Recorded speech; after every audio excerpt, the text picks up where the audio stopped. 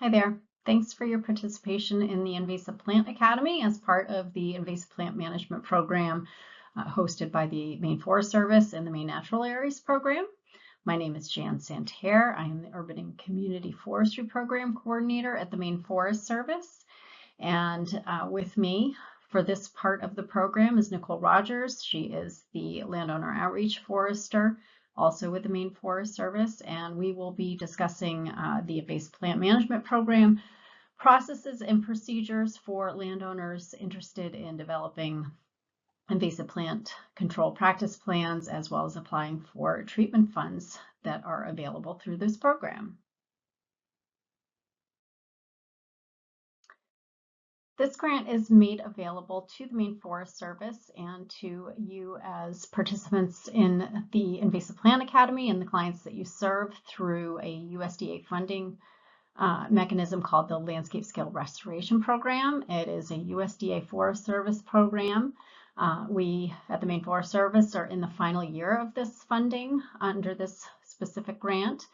We are applying for additional funds to continue this program and are hopeful that we will be able to access those funds as we have heard from all of you, as well as the clients that you serve, that this funding is very necessary in order to assure you that your participation is not in vain. Graduates of the Invasive Plant Academy at any point during this grant will be grandfathered into any future funding that we receive for continuing this work. The Invasive Plant Management Program was first offered in 2021 with the initial round of the Invasive Plant Academy. At that point, we trained roughly 80 folks who are now listed on the website as eligible to assist landowners with development of the invasive plant control practice plans. We have been funding those plans on a rolling basis, as well as treatment funding annually for applicants who have approved practice plans, and we are continuing to offer that in the current year. The Invasive Plant Management Program is linked here on our website. We update the website regularly, including with current applications and the instructions. The updated lists of the forestry and other resource professionals that are eligible to write those plans, and a new program manual will be coming soon. Additionally, after the current round of the Invasive Plant Academy, all participants in this program who wish to be listed as FORPs on the website will be added. Lots of materials on the website, including that reference manual, all the appendices, including all of the program forms, including the application, the landowner instructions for applying, claim for payment forms and affidavit forms, which will be necessary on the tail end of writing any plans, the list of approved FORPs, example invasive plant practice plans, which will be important to you as new preparers.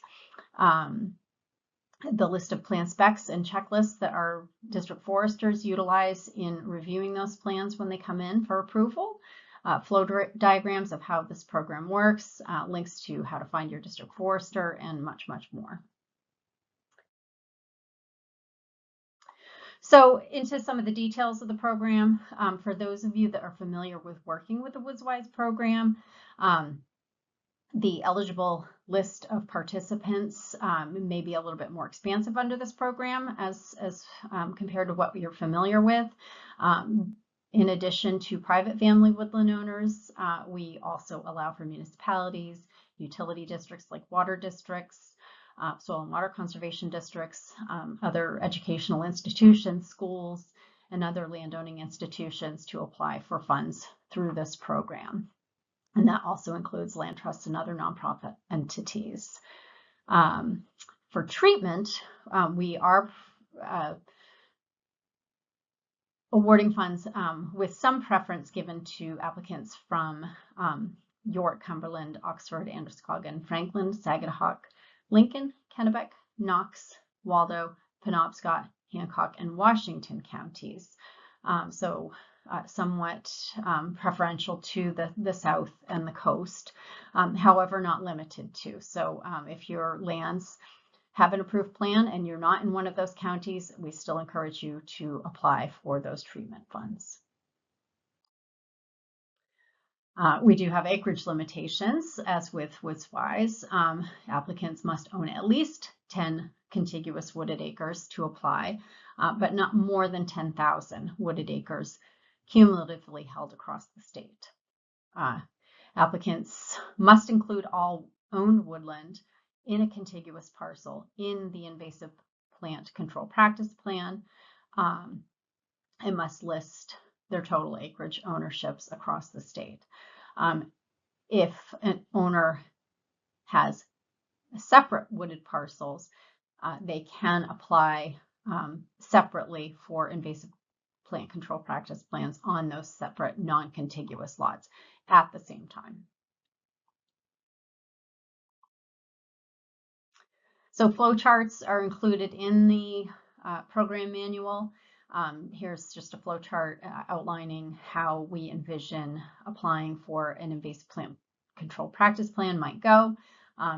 As a FORP, you may reach out to landowners that are your clients to complete an IPCPP for their property, or landowners may reach out to you as you are listed on the list of eligible FORPs on the website.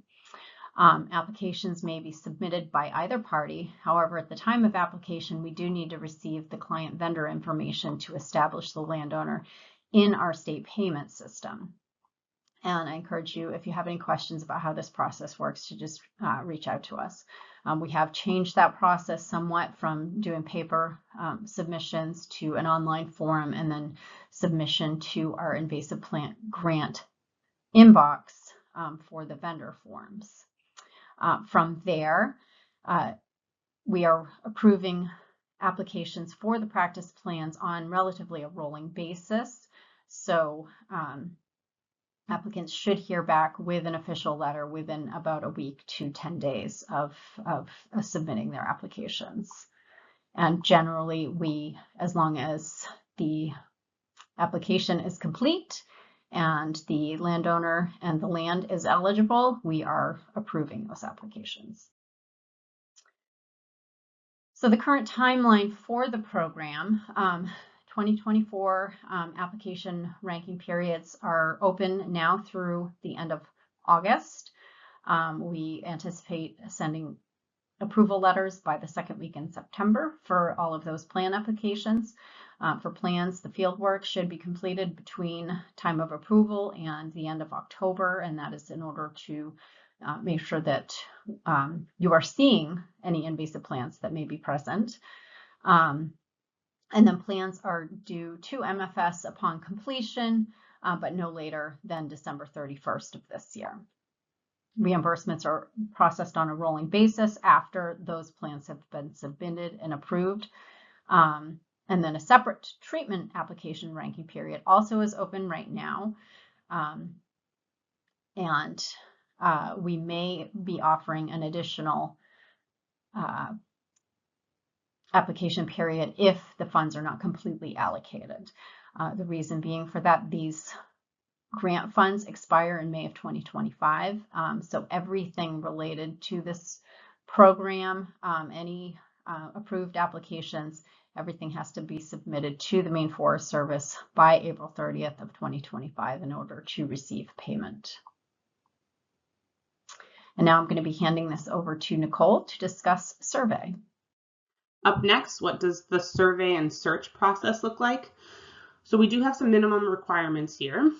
In short, if an area is highly probable to be infested, you need to spend more time in those parcels, while also checking out places on the property that may be less likely. If you have good familiarity with invasive plant identification, the amount of time or the number of acres in a day that you're going to be able to cover will vary. So it could be between 100 to 250 acres per day. Again, if you've got good familiarity with the plants that are on site. If you are working somewhere that has a high infestation, we would anticipate that the number of acres you can cover in any given day is going to go down a bit. If you're working somewhere that is lightly infested, again, you'll have that opportunity to probably cover more acres in a short window of time. Based on some data we have for folks who've completed plans like this and work that's been done by MNAP, this is an example table of the amount of time it could take to survey different areas. So for example, if you are working somewhere that has a low infestation and you're on 50 acres, that may take you 2 to 4 hours. If you are somewhere that has a high level of infestation and you're talking upwards of 500 acres, we're now in the 32 plus hour range, and it covers everything in between. So just be prepared to have your timeline deviate a little based on what you find in the field, the intensity of the infestation, and your own familiarity with invasive plants. One more example of what this can look like. If you are working on a property that has 100 eligible acres, it is not inconceivable that it's going to take you about a day to do this work. If you are working somewhere that has 50 eligible acres, here you may be talking about a half day to complete that survey. And if you are somewhere with upwards of 250 acres, you should budget at least 10 hours for surveying. Can't stress it enough, these numbers will vary depending on your expertise, the intensity of the infestation, but we want to provide some baseline so that you understand the sort of commitment that you're making to clients and for any given property.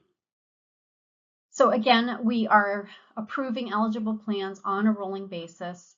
After applications are submitted and complete, we send approval letters within roughly a week to 10 days, as I mentioned. And I encourage you, if you have submitted an application, please do not get started until you have that official approval in hand. The process as it goes, after the application and the approval is sent, you may commence with that work. The plan is prepared by the resource professional and approved and paid for upfront by the landowner. Once that is complete, the plan is prepared and submitted to your local district forester and the MFS program folks notified with completing that claim for payment, the proof of payment, and the Forbes invoice also included with that payment paperwork marked as paid. Once the district forester has approved, the MFS folks in Augusta process that reimbursement with those claim forms and then submit that to the state treasurer's office, who issues the check or electronic transfer. And that typically comes within roughly 6 weeks of submission. The plan applications and reimbursement forms are all up on the website, also included in the manual. And if you have any questions when you get to that point, please, again, don't hesitate to reach out to any of the program folks involved with this program, including myself, Nicole, as well as Chad Hammer. So a bit of a flow chart for the treatment. Again, the treatment applications are open through the end of August along with the plans, but we do have, if we do not allocate all of the additional funds that we have, we may open it up for a quick round in order to ensure that we're utilizing those funds to the fullest.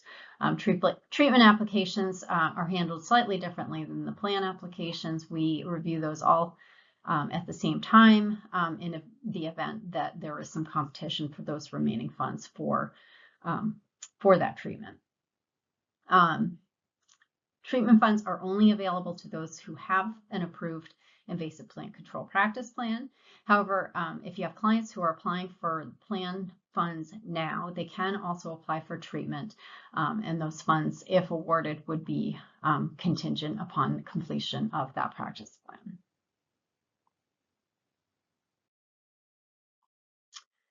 Again, open through the end of August with one additional possible round available if we do not allocate those funds. But all of those forms, again, and the instructions are up on the website. So I encourage you to encourage your clients to apply. We'd like to see these funds utilized here in Maine.